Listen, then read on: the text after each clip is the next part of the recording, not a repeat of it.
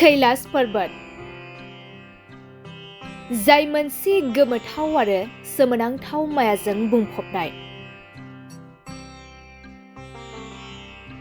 थांनाय 2001 मायथाइयाव चीन हादोरा कैलाश पर्वतआव मा नुदों, जायनि थाखाय चीन हादोरा कैलाश पर्वतआव गाखोनायखौ बन्द खालामदों।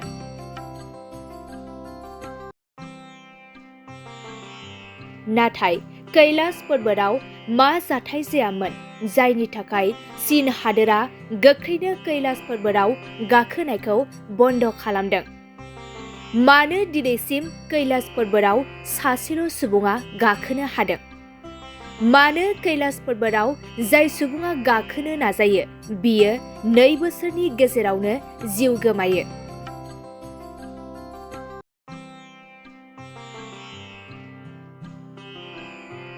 कैलाश पर्वतनि साखाथियाव मोनसे थाखुमानाय रायजो दं नामा? बेयो दिनैसिम मोनसे सोंलु जाना थाबाय। नंगौ, कैलाश पर्वतआ रहस्यमय मिथिजायो। बे गोथार हाजोमाया गोमोथाव आरो सोमोनांथाव मायाजों बुंफबनाय, जाय गोबां गोजौ थाखोनि बिगियानगिरिफोर, बिजिरसंगिरिफोर आरो इसोरारि नागिरग्राफोरखौ गोनो गोथो खालामबोदों।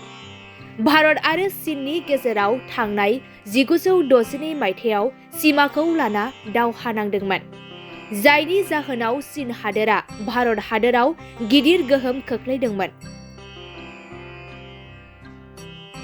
आरो चीन हादोरा भारतनि 72,000 हाखौ दखल खालामनायाव बे कैलाश पर्वतआबो दंफायोमोन।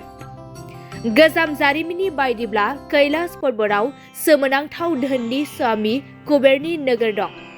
जाय सुबुङा गावनि थांना थानाय समाव पाप हाबा मावालासिनो गोथारै गावनि जिउखौ खुंलाङो, बि सुबुङा रुंसारि जानायनि उनाव बिनि आत्माया कैलाश पर्वतआव जायगा मोनो।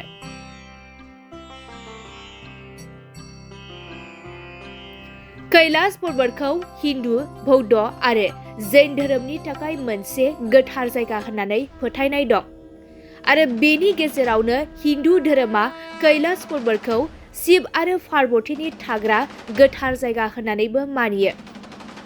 जाय कैलाश पर्वतनि साखाथिनि थागिबिफोरनि फोरमायनाय बायदिब्ला कैलाश पर्वतनिफ्राय डमरू दामनायनि सोदोबबो खोनानो मोनो आरो कैलाश पर्वतआव अख्रांनि सोमोनांथाव गाबबो नुनो मोनो।